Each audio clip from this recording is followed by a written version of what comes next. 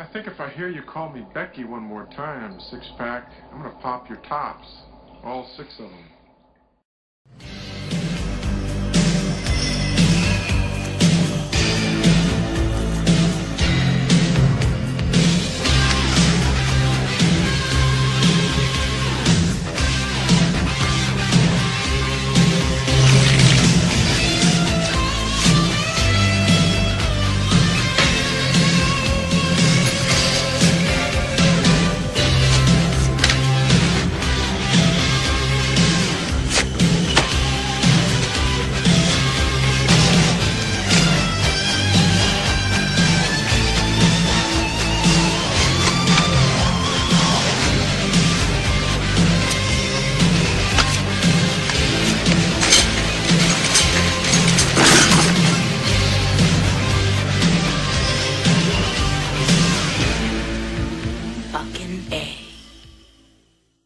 Hey folks, it's Matt once again, and this time I'm talking about Critters 2, the main course, which I gotta say, I don't know which one I like more, Critters 1 or 2, because I find them both very entertaining. I can say they're much better than Critters 3 and 4, but I will be honest, I can watch Critters 3 and 4 as time wasters, so they won't be rants. I can watch them just as time wasters, but Critters 1 and 2 I think are much better. Critters 2 just has a fun energy to it. Maybe it's hard to pick which one I like better. I mean, they're both...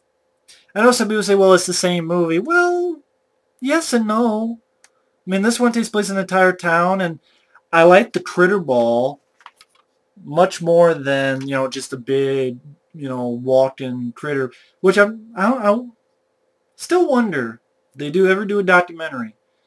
How come in the first film they had that big walk-in critter, they never did it again in a movie?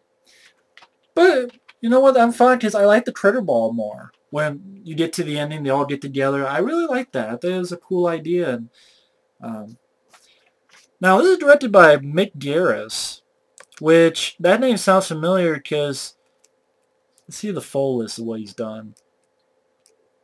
He did Psycho 4. He did Sleepwalkers, Stephen King Sleepwalkers, The Stand, The Shining miniseries, Riding the Bullet, some Masters of Horror stuff, Desperation, and Bag of Bones. And he was a writer on Batteries Not Included, which I like. The Fly 2 he was a writer on, which I like.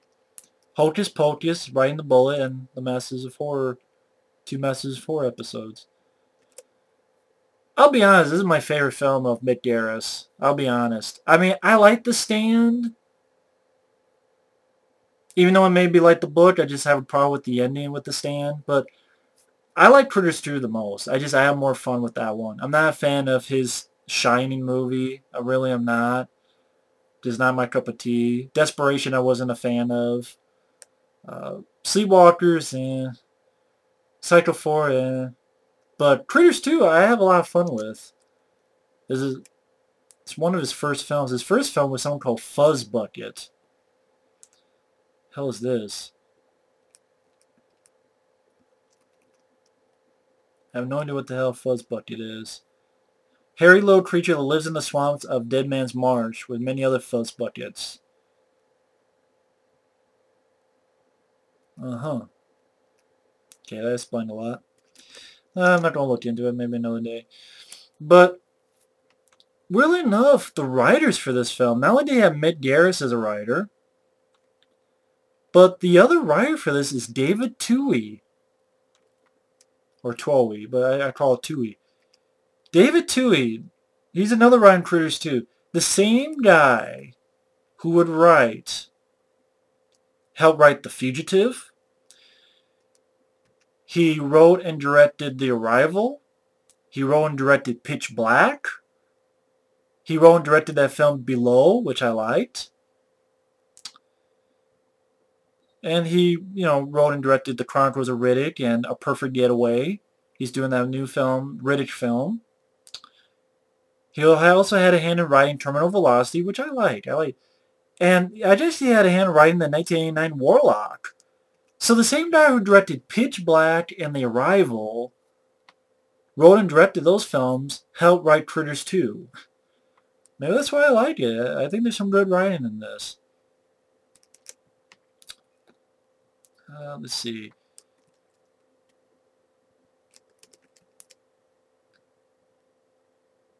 Oh, that sucks. I only made like 3 million at the box office. That sucks. Because I like this film. April. April, really? I don't know. April. That sucks that I didn't do that well. I really like this film. It basically takes place a few years after the first film. And you have Scott Grimes coming back. He played the young kid Brad, which I said in my review I really liked him in. And he comes back here, and I like Scott Grimes. He was in a film that's not on DVD, which I wish it was, called Nightlife. It was on DVD. I couldn't find it. It's a 4.8 IMDb. I think that's too low. For those wondering, Critters 1 gets a 5.9. This gets a 4.8. I'm sorry. I think it's better than that. It's fun. It's entertaining. It takes place a few years later. Only instead of a farmhouse, the critters take over a town. Why the fuck does it say rolling in for Halloween, but then it said over here it's released in April? Okay, either I messed up or someone else messed up. The poster says Halloween, so... Yeah, and then it says here it came out in April. Fuck. Must have been delayed. That sucks. Maybe it would have been done better on Halloween. Who knows? Maybe not. But anyway, Critters 3, Critters 2, the main course. Scott Grimes comes back. You know, Bradley Brown. He comes back, and it's basically to see his grandma for Easter. That's one of the things I liked about this film, that it actually took place in Easter. I thought that was a pretty fun idea, to have a horror film take place around Easter, let alone a creature feature flick. I thought that was pretty, again, might not sound much, but I'm like, okay, that's cool. Makes it a little bit different. It makes a lot of sense because these two guys, one shows the other, they found these eggs on the old Bradley Brown and his farm, the Brown farm from the first movie. They found these eggs, which you realize are critter eggs, and they take a while to hatch.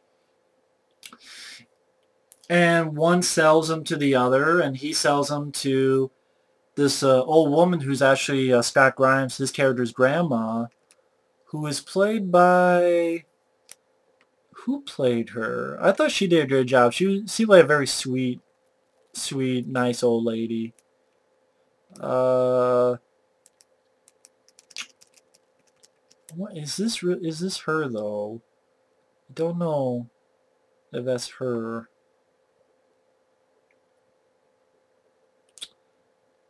Let's see, Cynthia Garris. I think that's her, but I want to make sure it's on that. Garris.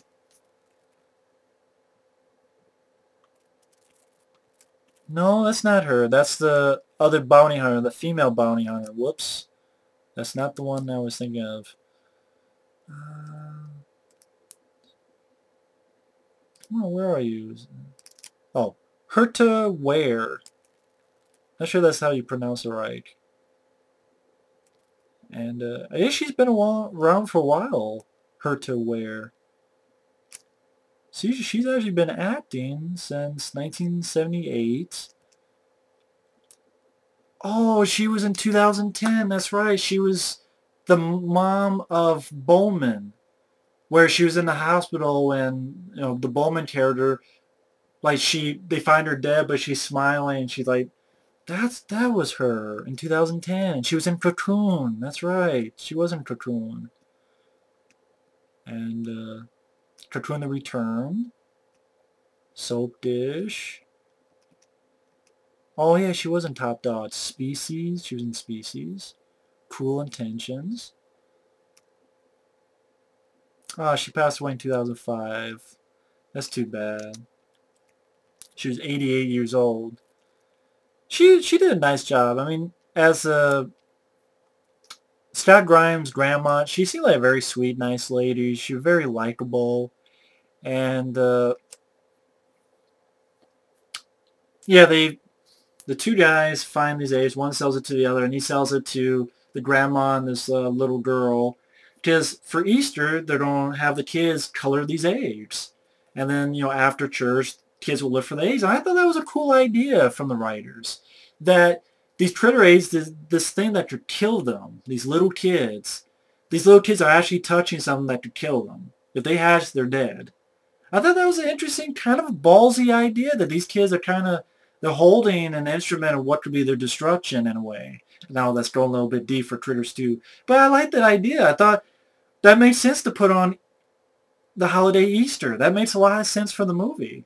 So I thought that was a cool idea, taking place on Easter and actually using it. So they take these eggs and they're actually painting them, and the older folks are planting them for the kids to find, along with the Easter candy. And as at the same time, again, Scott Grimes has come back in town, and he's sort of develops a relationship with this girl, Megan, played by Leanne Curtis. And I thought she was adorable. I thought she did a fine job as well. And let's see. Leanne Curtis. What else has she been in? Let's see. She was in 16 Candles. A lot of TV work. Something called Girlfriend from Hell. Queen's Logic. Rock and Roll High School Forever. Benny and June. Last film was in 2012. Angel Falls in Love.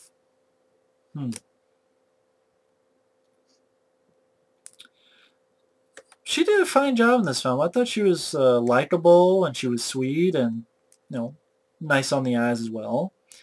Yeah, she did fine, and I bought her and Scott Grimes. Her being interested in him and vice versa, I bought it. So you develop those characters, and of course one thing leads to another, and the critters start hatching. Like, they kill this guy who was selling the eggs, and this film got away with a lot with PG-13. That's another thing that I like about this movie. This film clearly says PG-13. And this film was 1988. So that's well after Gremlins, and when did PG-13 still first come to be? Let me see. Try to see what year it came out.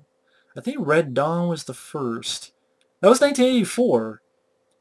So, 4 years after, so PG-13, I know it was around, but I was just saying how long it was around. So, yeah, for a good couple years, it wasn't just something we don't know anything. They got away with a lot of PG-13. Like, it's biting at this guy, and literally they, kind of like the first one where it bites Billy Zane's fingers. Here it bites like, it was really, ugh. I don't know, just how quick it was. It's biting at a guy's foot, and when it comes off, like a portion of his foot, it's like bitten off. I'm like, wow, ugh. Then you go, oh, like, you just feel it. And then, like, they're biting at the stool they stand on trying to escape, and he falls down, they get on him. The new sheriff, because Edmund Walsh didn't come back, but his character of Harv is in the film. Here played by Barry Corbin, and if you know the guy's face, you've seen him before. He was in Northern Exposure. He was in War Games, which I thought he was a lot of fun in War Games. Let's see. Try and find what the character name was in War Games. He was in No Country for Old Men. He was in been a lot of movies. Monty Walsh. Let's see, come on. Probably should just scroll down to the 80s. He's definitely been in a lot of stuff. He was the warden in Stir Crazy. Some people might remember him from that. He was General Berenger in War Games. He's been in a lot of stuff. He's done a lot of movies. And TV as well. He was in Nothing Common. He was in, well, of course, this film. Who's Harry Crumb? He was in that film with John Candy. He was the captain Short Time. That film I was talking about with Dabney Coleman. He was in Ghost Dad. And I liked Edmund Walsh, but I like Barry Corbin more as Harv in this film. Maybe because he had more to do. He had some funny lines. Like, I love this character of Harv, the Sheriff Harv, which I'll get to. I really loved him because what he said and felt was what I felt. I mean, I'll get to that. But the new sheriff, this other guy, he's talked into wearing a bunny suit. And if anyone has seen Critters 2, you remember the scene. It's a memorable scene because this new sheriff, this asshole guy, gets his bunny suit, finds an egg, and they go into his bunny suit, and basically the guy gets killed and crashes through a church window. Anyone remembers Critters 2, they remember that. Oh, is that the one with the Easter Bunny guy in the suit? Yep, that's the one. And I see a couple people on here named Critter Busters. One called Critter Buster, one called Critter Busters. Did you guys take it from this line? Because, you know, after the death, Scott Grimes is talking with the girl, Cynthia, not Cynthia Garris. Where is it? Come on. Leanne Curtis. She's like, well, we gotta do something. And he's like, what are we gonna call? Critter Busters? I wonder, you know, I think that line maybe struck a chord on some people. I thought it was a decent line. I remember this film as a kid. I just loved it as a kid. I had a lot of fun. I remember scenes like, you know, the guy in the bunny suit. And like I said, the PG-13, they get away with a lot. Because, for instance, like the foot portion of it getting bitten off. When they go, they find that guy later. The guy is really fucked up and gory. Like, you see part of his skull, like half his eye hanging out and stuff. Like, you see pretty gory aftermath. And this has titties. A lot of titties. For a PG-13 movie. Like, this is what you got in PG-13 back in the day, folks. Titties. Because, like Charlie, Don Opper's character, after the first film, he's a bounty hunter with these guys. And they find out there's more critters that go down. And so you have Terrence Mann, who's, I guess he likes, as Ugg, he likes that rock and roll character from the first film. He liked that look. The other, who keeps being faceless, keeps changing. Don Opper, when they land, he finds a Playboy. And basically, the bounty hunter looks at it and changes it to Cynthia Garris. You see a lot of her topless. I don't know how I totally forgot that. But I'm like, oh, okay, it's PG-13. Holy shit, titties! There are titties! How come there's that? I see a lot of PG-13 movies nowadays. They don't have this much titillage. This much titty-rific.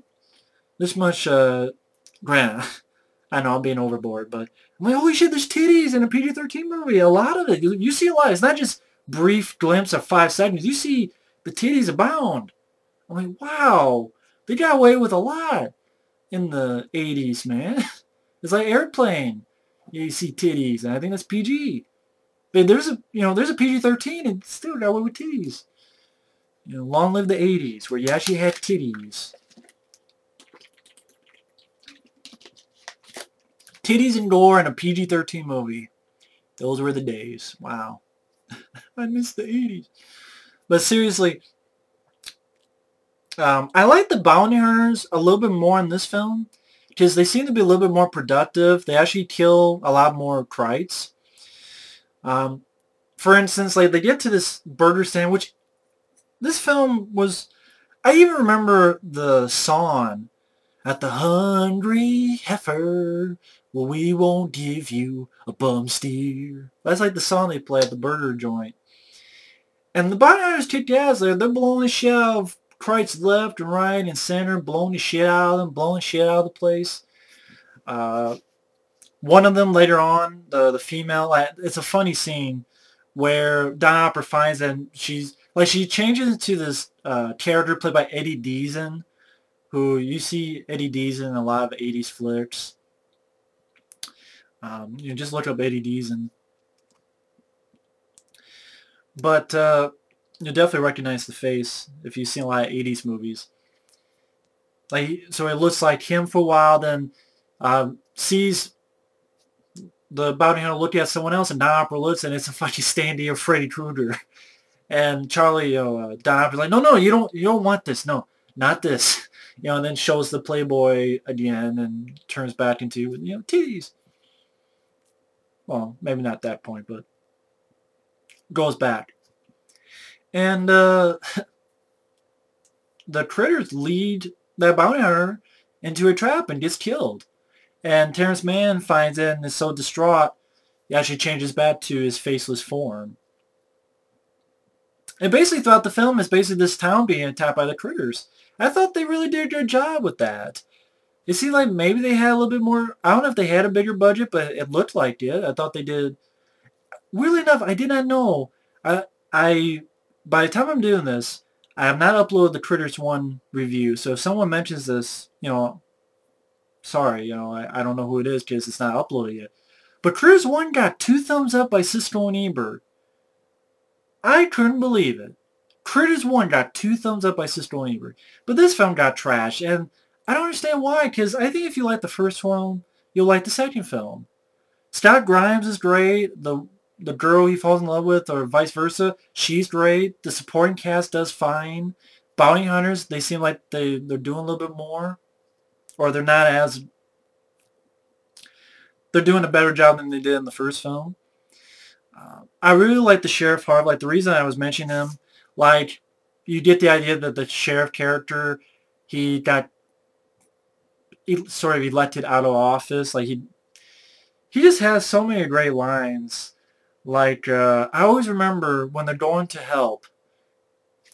I wonder if it's in the quotes.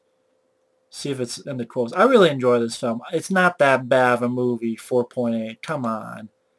What's so bad about it? It's fun, it's entertaining, it's fast-paced. It's like 80-some minutes long. You know. Let's see. Is there any good quotes? Oh yeah, I like this, what Scott Grimes says to the girl. He says, so you still run the newspaper? Yeah, I'm a reporter there. So Scott Grimes says, oh really? So you're kind of like Jimmy Olsen with breasts. Like, the way he pulled it off was really funny. I really like that line. Yeah, who you don't call Critter Busters? Let's see. Nah, it's not there, damn it. But Barry Corbin just delivers this stuff really well. And maybe because they gave him better lines than Emma Walsh or gave him more to do. But the Sheriff Harv, like, he used to be sheriff, but now he's living out. They're trying to go to him, and he leaves. And he's like, this town voted me out in the landslide. This town can kiss my ass. The way he said that, I thought, I just love this character. But later on he comes back and, like, Scott Grimes, again, very likable character. He does the right thing. Scott Grimes did a great job acting. I really would like Nightlife in my collection if it was on DVD.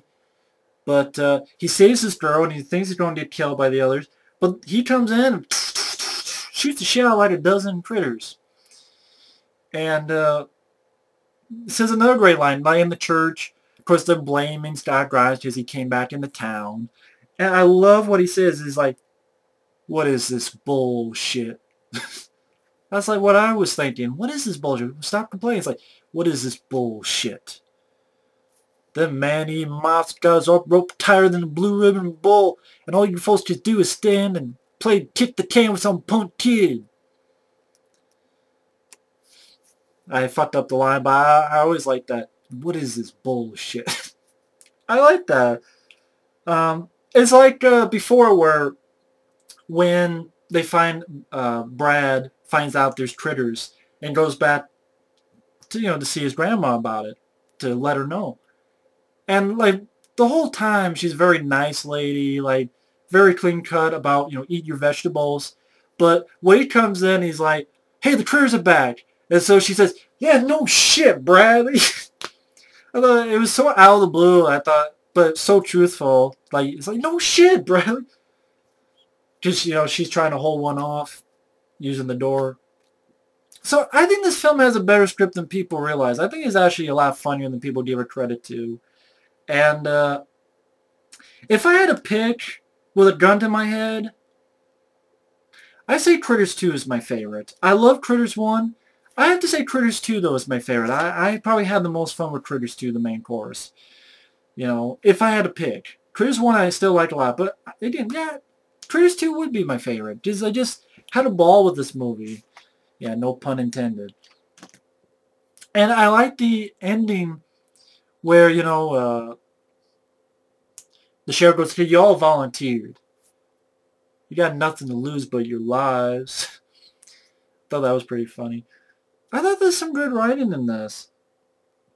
And I like the idea that they come up with where, we gotta put them, they get together to feed. So there's this place downtown, not downtown, but there's this place out here that, pretty much has, burgers and stuff like that. It's like a meat packing place.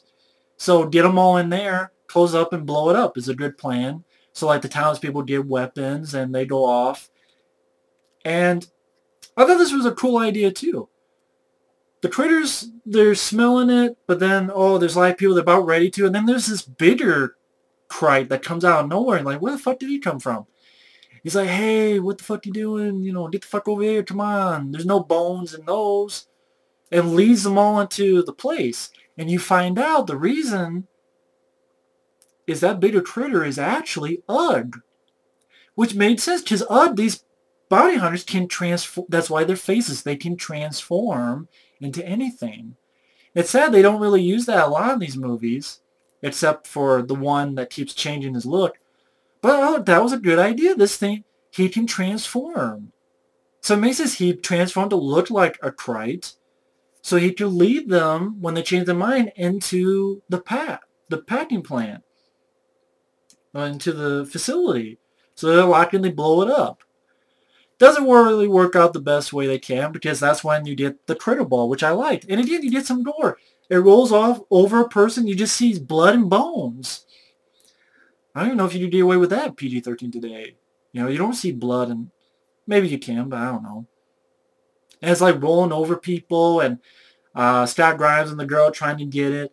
And Charlie does the nice, the righteous thing, saying, I'm a bounty hunter, with the spaceship, blows the shit out of the ball. You think Charlie's dead, but it's the next morning you find out that he was able to get out of there, parachute and stuff. And you find out that, Charlie is going to be the new sheriff.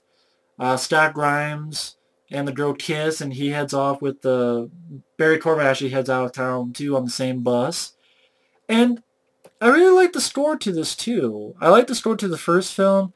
The music to 3 and 4 wasn't my cup of tea, but the score to these two films I thought were a good job. $4.5 million budget. That's not much money, and they made it work. I mean, I like the film a lot. I really don't see what the big deal is with this movie. If you like the first film, I think you would enjoy this film. Maybe not, but that's fine if you don't. I don't get it, but to each their own. I'm trying to find the guy who did the music. I want to give him props. Nicholas Pike. Let's see, what else has he done? He has done... let's see. He was a composer for Bag of Bones, the It's Alive remake, Riding the Bullets, Fear.com, Star Kid, the TV miniseries The Shining, Blank Check, Captain Ron, Sleepwalkers, Chud 2, Bud the Chud. Oh, he helped do the score for Graveyard Shift? This is the other one. This is the vampire cab driver one. Okay, I was thinking the one I like is the Stephen King one. No, this is the vampire cab driver one. But yeah, I know it's a long review, but I think this film deserves it. I don't have problems with the film. I think the critters look good because the Chiodo brothers came back. I like these better than any CGI. Scott Grimes I like. I like that they got him back in the lead. The Bounty Hunters I thought did more. I thought the film was really funny.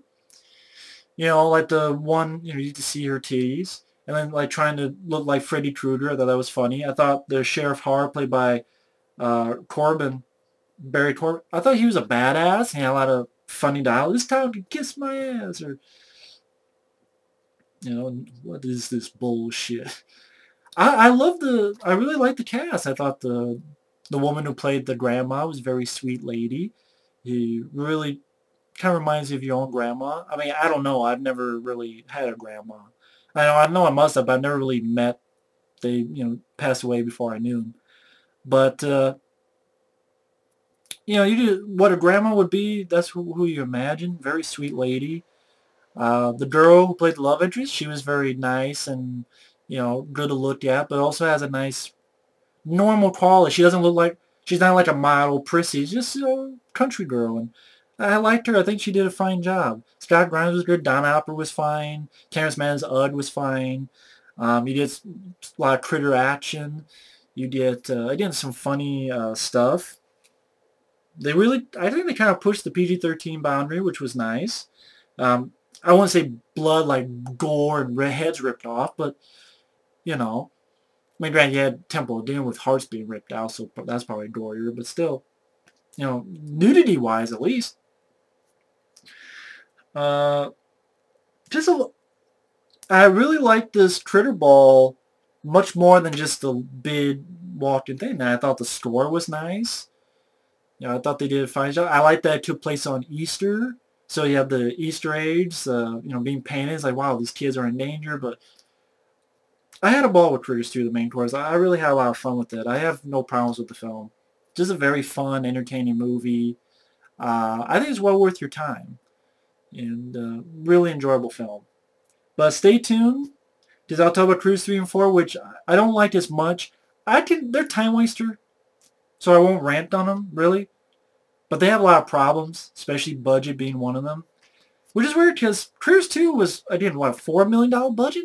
It looked fine. But 3 and 4, I don't know what the hell budget they had. But Croods 2, the main course, I think is a lot of fun. I think it's a very entertaining film. And, again, I love the first one. If I had to put a gun to my head, I don't know why I do that, but Croods 2 would probably be my favorite. Just a very fun movie. Very entertaining film. You know, doesn't take long to get started, and it just goes. So, either way, thanks for watching. Take care, and we'll see you later. Bye-bye.